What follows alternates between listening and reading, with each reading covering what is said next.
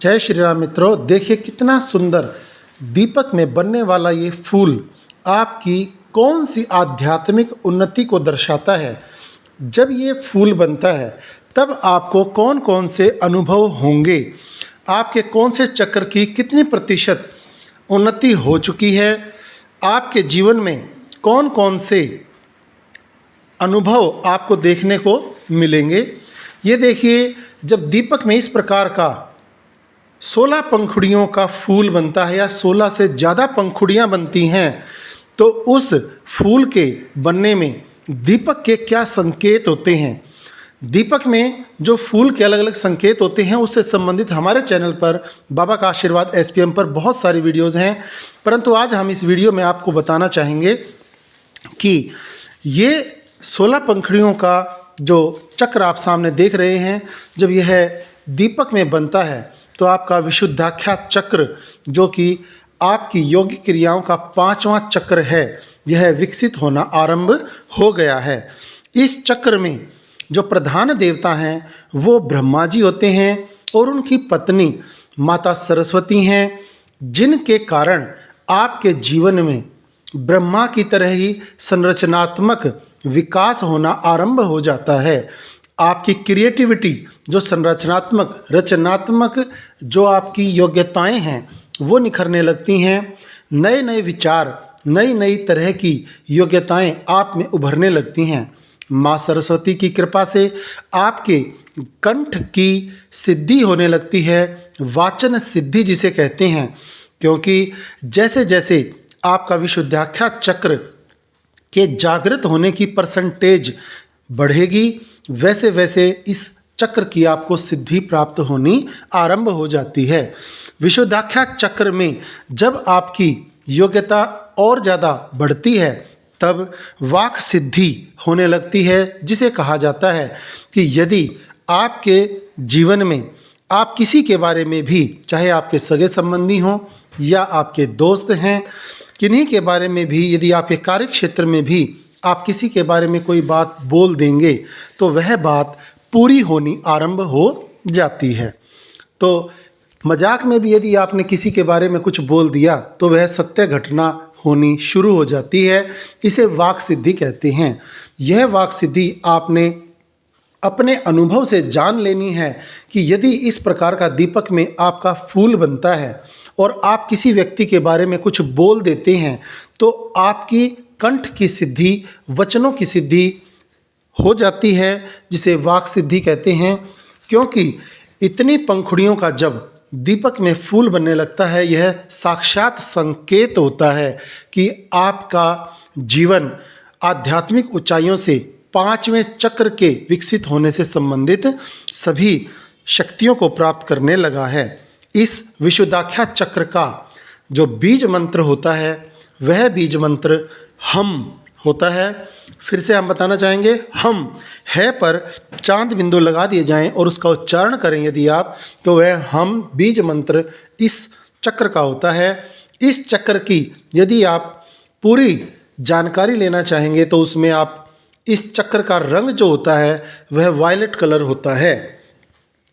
परा बैंगनी जिसे आप बोल सकते हैं। बैंगनी रंग के प्रकाश से संबंधित यह चक्र होता है। कभी कभी आपको ध्यान में बैठे इस रंग की कुछ आकृतियां उभर कर आ सकती हैं, जिनमें चारों वेद हाथ में लिए आपको ब्रह्मा जी नजर आ सकते हैं। वीणा धारण किए हुए माँ सरस्वती आपको इस चक्र के विकसित होने पर जब आप ध्यान लगाते हैं तो आपके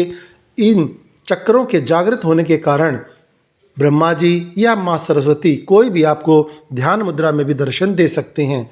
इसके साथ साथ आपको एक और आकृति हम बताना चाहेंगे जो इसी चक्र के जागरण के साथ आपको प्राप्त होती है। ध्यान मुद्रा में आपको श्वेत हाथी भी आपको नज़र आ सकता है, क्योंकि सफ़ेद हाथी इसी चक्र के द्वारा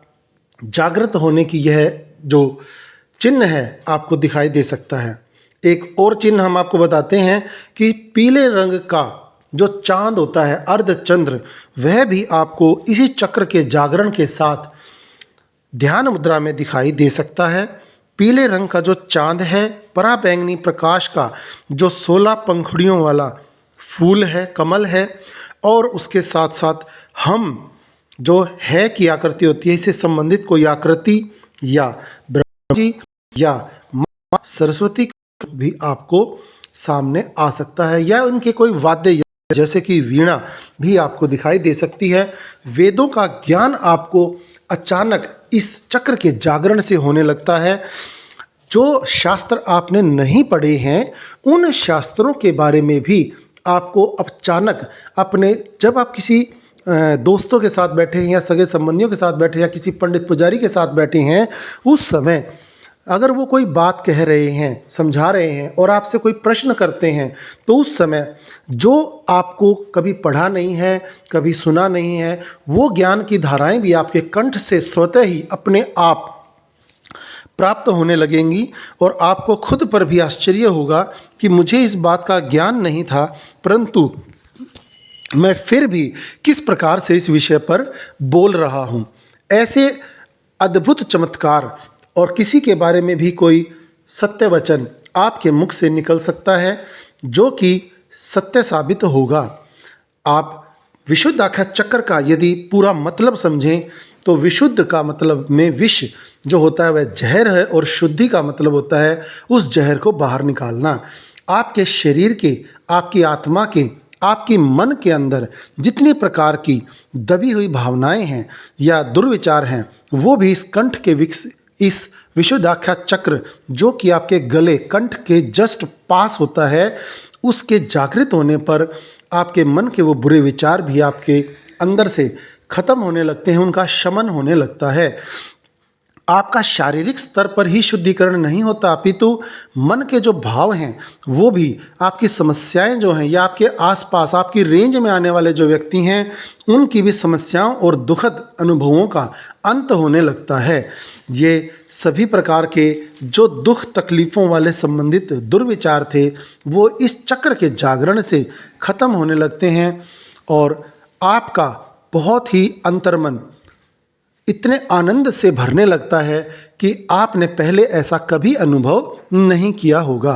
ब्रह्मा जी चेतना के प्रतीक होते हैं। ध्यान में जब व्यक्ति की चेतना आकाश में समाहित होने लगती है और उसमें ज्ञान बुद्धि प्राप्त होने लगती है, भले ही आपने कोई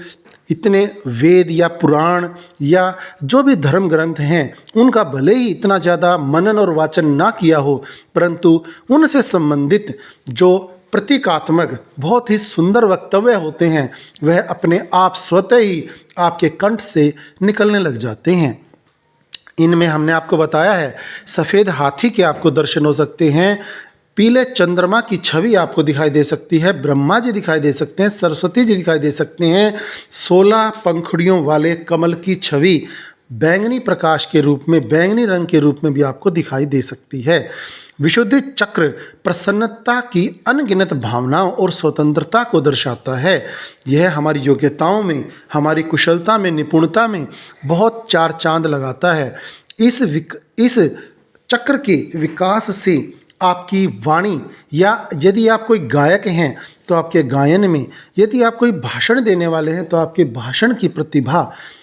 बहुत ज़्यादा संतुलित हो जाती है और आपके विचार शांत हो जाते हैं। जब यह चक्र विकसित होने की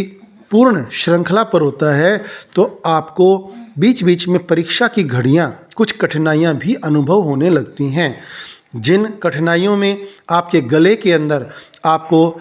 बंधन सा महसूस होगा, टेटुए के अंदर, कंठ के अंदर जो आपकी गिच्ची है, गर्दन है, उसमें कुछ समस्याएं उत्पन्न होने लगती हैं। इन सभी अनुभवों से संबंधित कोई भी अन्य जानकारी चाहिए तो आप चैनल पर जुड़े। बाबा का आशीर्वाद है।